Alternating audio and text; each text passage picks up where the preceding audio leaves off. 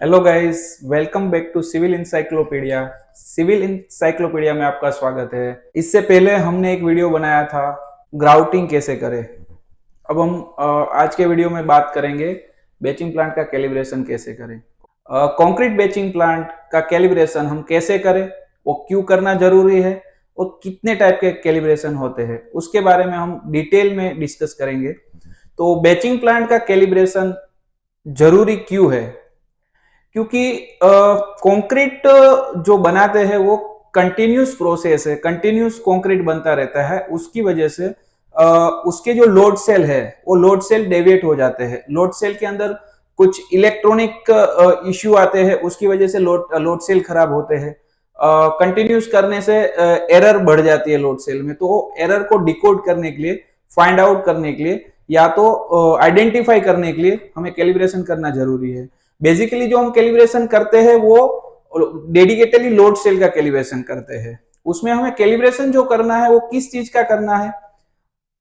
Aggregate gathering का करना है, जिसके अंदर 10 mm aggregate, 20 mm aggregate, sand वगैरह एग्रीगेट का जो गैदरिंग रहता है उसका कैलिब्रेशन करना जरूरी है। जनरली 4 गैदरिंग में 4 लोड सेल लगते हैं अलग अलग टाइप के, तो उसका कैलिब्रेशन करना जरूरी है।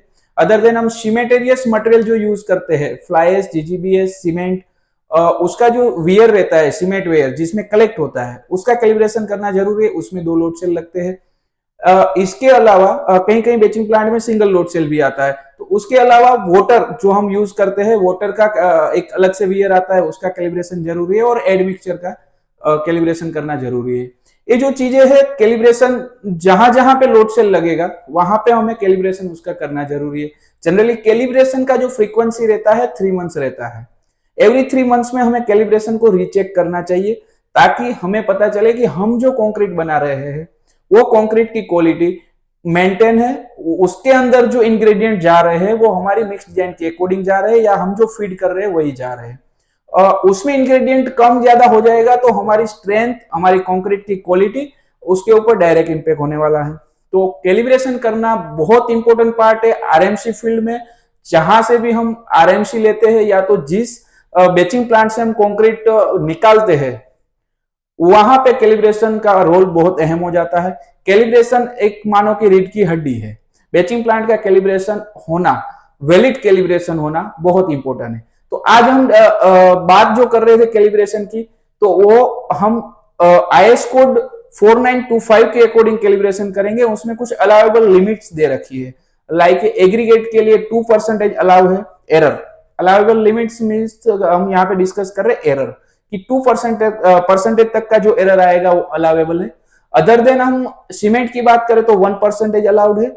वाटर की बात करें तो उसमें 1% अलाउ है। एडमिक्सचर, केमिकल एडमिक्सचर जो हम यूज कर रहे हो 3% तक उसमें अलाउेबल कैलिब्रेशन में लिमिट्स दे रखी है। आईएस कोड 4925 में लिमिट्स दे रखी है। तो उसके दायरे में हमारा कैलिब्रेशन हो, या उसके दायरे में हमारी एरर हो, उससे ज्यादा एरर आती है तो फिर हमें प्रिकॉशनरी एक्शन लेने पड़ेंगे, या तो रिपेयरिंग के लिए हमें इनिशिएट लेना पड़ेगा, या तो रिप्लेसमेंट का इनिशिएट हमें लेना पड़ेगा। तो ये अहम पार्ट हो जाता है। हम आज जो बात कर रहे हो वो ऑटो कैलिब्रेशन की बात नहीं कर रहे, मैनुअल कैलिब्रेशन की बात कर रहे। कैलिब्रेशन एक्चुअली 2 टाइप के होते हैं। एक ऑटो कैलिब्रेशन आप कर सकते हो जिसमें वेट की जरूरत नहीं है, डेड वेट जो आता है उसकी जरूरत नहीं पड़ती है। आपको सॉफ्टवेयर को ऑटो कैलिब्रेट कर सकते हो, वो हम अगले वीडियो में बताएंगे आपको डिटेल में। कमेंट्स में आप सुझाव दीजिए कि वो कितना जरूरी है, या किसी को जानने की उत्सुकता है तो हम उसके बारे में भी अगला वीडियो बनाएंगे जरूर। हम आज जो बात करने वाले हैं मैनुअल कैलिब्रेशन की बात करने वाले हैं। मैनुअल कैलिब्रेशन में डेड वेट की जरूरत रहती है।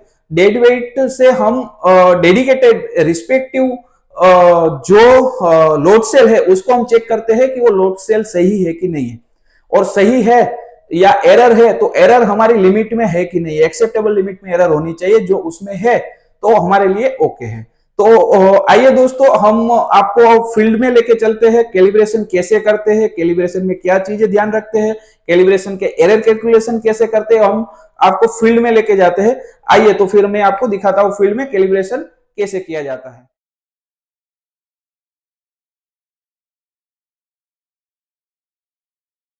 हेलो गाइस, अभी हम फील्ड में है। सामने जो दिख रहा है वो कंक्रीट बैचिंग प्लांट है। 60 की कैपेसिटी है जिसकी, जो 60 cubic metre per hour dispatch कर सकता है। ये जो दिख रहा है वो लोड सेल है जिसकी कैपेसिटी 2 टन की है। अब ऐसे 2 टन के 4 गैदरिंग में लोड सेल लगे हुए हैं। गैदरिंग का मेजोरिटी वर्क ये है कि 10 mm 20 mm और सैंड को कलेक्ट करता है वेट के अकॉर्डिंग और आगे उसको कैरी फॉरवर्ड करता है, लेके जाता है। हाँ दोस्तों, तो ये जो आप देख रहे हो वो सीमेंट का लोड सेल है जिसकी कैपेसिटी 750 केजी की है। ये जो दिख रहा है वो आपका एडमिक्सचर का लोड सेल है जिसकी कैपेसिटी 15 केजी की है। गाइस, हमें यहाँ पे दो वियर दिख रहा है, एक सीमेंट वियर है, एक वाटर वियर है। हमें सीमेंट और वाटर के लिए जो वेट चाहिए, डेड वेट चाहिए, वो हम ऊपर चढ़ा लेते हैं मीनवाइल।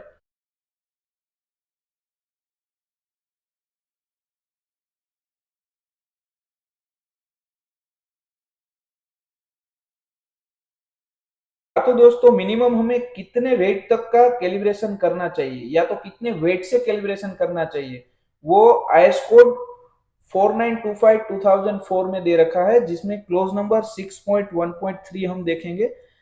तो यहाँ पे एक फॉर्मूला दे रखा है, W is equal to 0.3 multiply R divide T। W का मतलब ये है कि मिनिमम कितने वेट से हम कैलिब्रेशन करें डेडिकेटेड लोड सेल का या डेडिकेटेड वियर का। तो वो हम कैसे आइडेंटिफाई करेंगे कि W कितना रखना है, तो ये फॉर्मूला से आइडेंटिफाई करेंगे। वो फॉर्मूला में हम आगे देखें तो R दे रखा है आपने, स्केल कैपेसिटी इन केजी। वो जो स्केल है उसकी कैपेसिटी क्या है वो केजी में दे रखी है। इसको हम इजी और सरल भाषा में ये भी समझ सकते हैं कि वो जो स्केल है उसका हम यूज कहाँ तक मैक्सिमम करने वाले हैं। तो हमारी जो मिक्स डिजाइन है, लाइक हम M40 ग्रेड का कंक्रीट बना रहे हैं, तो उसमें मिक्स डिजाइन में हमें सीमेंट दे रखी है 440 केजी। तो 440 केजी सीमेंट है, तो मैक्सिमम सीमेंट हम जो यूटिलाइज करने वाले हैं 440 केजी करने वाले हैं। तो आर हम 440 ले सकते हैं। जिसमें वाटर दे रखा है 175, तो हम मैक्सिमम 175 ले सकते हैं, बट हम मैक्सिमम कैपेसिटी का करेंगे, ये तो मिनिमम हमें इतना होना चाहिए। फॉर्मूला को समझने के लिए अभी आप ये समझिए। फिर टी दे रखा है, T4 wait tolerance in percentage, जो यहाँ पे 6.1 में आप जो देख रहे हो 6.1.1 में जो टॉलरेंस दे रखा है उसको लिया हुआ है। जैसे कि सीमेंट की हम बात करें तो सीमेंट का टॉलरेंस 1% है। तो हम डिटेल में समझिए, 0.3 मल्टीप्लाई 440 डिवाइड T4 1। ये जो हमारा फिगर आ रहा है 132 केजी, इसका मतलब ये हुआ कि 132 डेड लोड से 1% एरर हम कंसीडर करें तो 132 केजी में 1% एरर एक्सेप्टेबल है। इससे ज्यादा एरर होगी तो वो एक्सेप्टेबल नहीं है। बट गाइस, हम यहाँ पे थोड़े सेफर साइड चलेंगे और हम हमारा कैलिब्रेशन जो है 600 केजी में करेंगे। हमारी लोड सेट कैपेसिटी 750 केजी है, हम मैक्सिमम यूटिलाइज करेंगे 600 केजी तक का वेट डालकर हम उसका कैलिब्रेशन करेंगे और उसमें हम एक्यूरेसी देखेंगे। सेम एग्रीगेट वियर गैदरिंग में भी सेम हो जाएगा,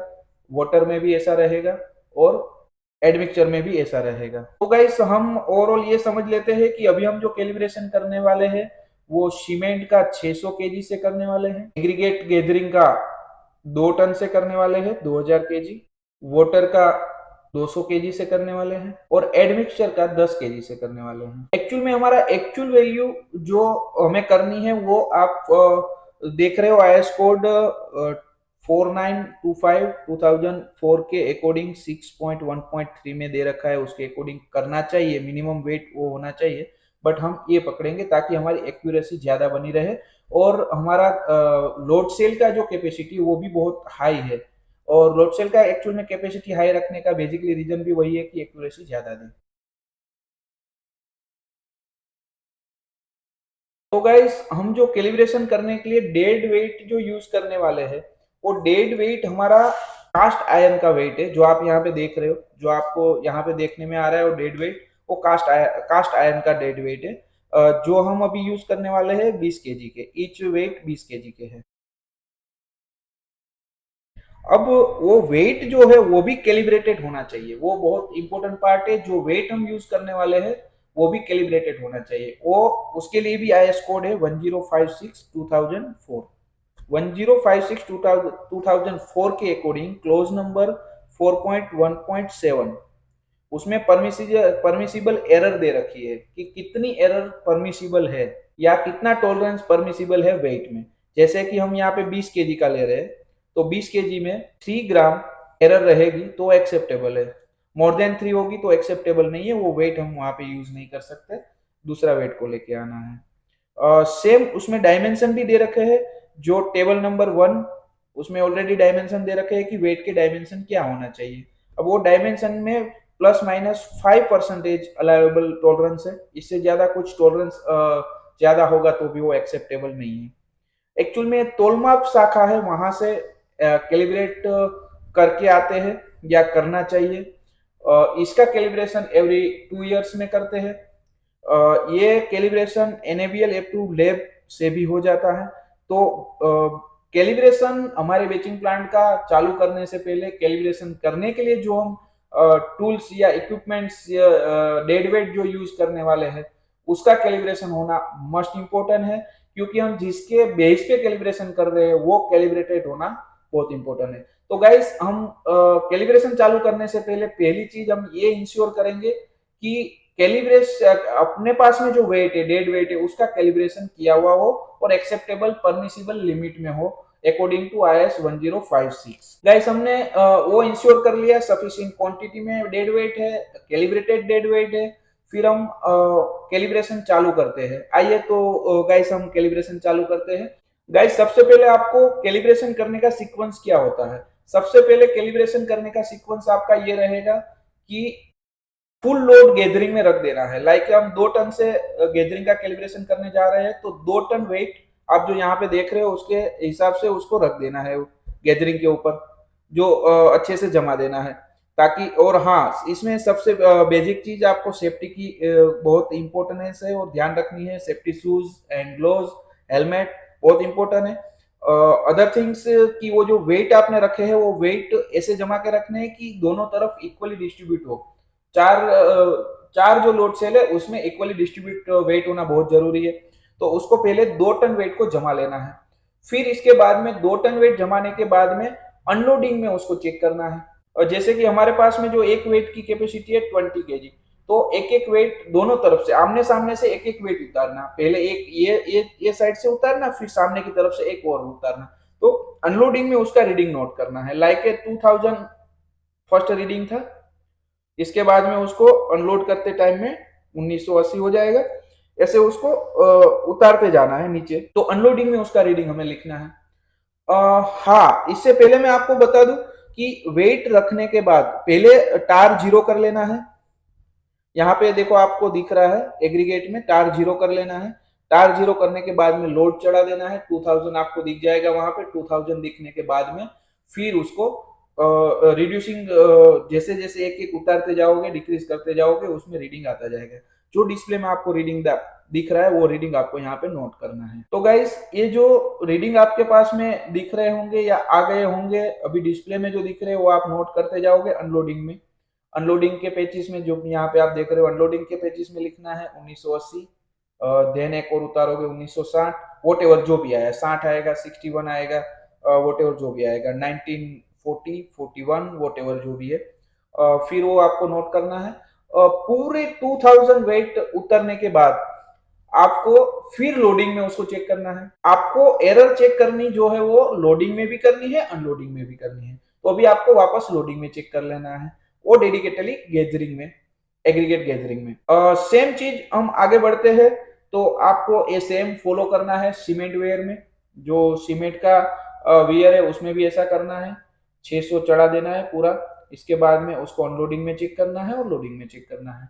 सेम वाटर वेयर में भी ऐसा होगा, जो आप यहाँ पे देख रहे हो कि उसको चढ़ा लेना है, अनलोडिंग में चेक करना है, फिर लोडिंग में चेक करना है। और सेम एडमिक्सचर में भी हम सेम चीजें इंप्लीमेंट करेंगे।